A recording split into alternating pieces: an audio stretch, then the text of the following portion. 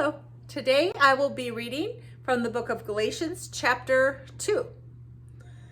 Then, after 14 years, I went up again to Jerusalem, this time with Barnabas. I took Titus along also.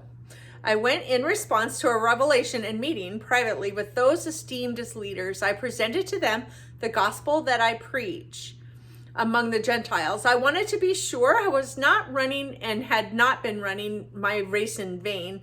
Not even Titus, who was with me, was compelled to be circumcised, even though he was Greek.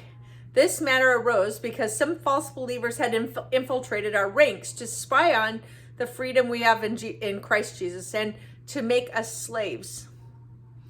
We did not give in to them for a moment, so that the truth of the gospel might be preserved for you.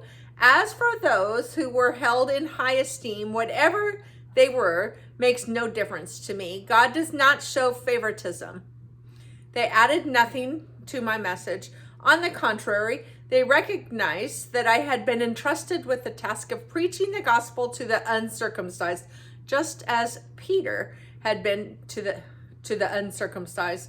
For God, who was at work in Peter as an apostle to the circumcised, was also at work in me as an apostle to the Gentiles. James, Caiaphas, and John, those esteemed as pillars, gave me and Barnabas the right hand of fellowship when they recognized the grace given to me. They agreed that we should go to the Gentiles and they to the circumcised. All they asked was that we should continue to remember the poor, the very thing I had been eager to do all along. When Caiaphas came to Antioch, I opposed him to his face because he stood condemned.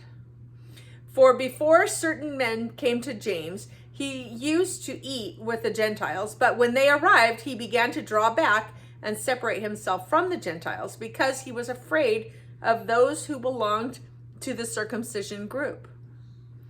The other Jews joined him in his hypocrisy, so they by their hypocrisy, even Barnabas was led astray. When I saw that they were not acting in line with the truth of the gospel, I said to Caiaphas, in front of them all, you are a Jew, yet you live like a Gentile and not like a Jew.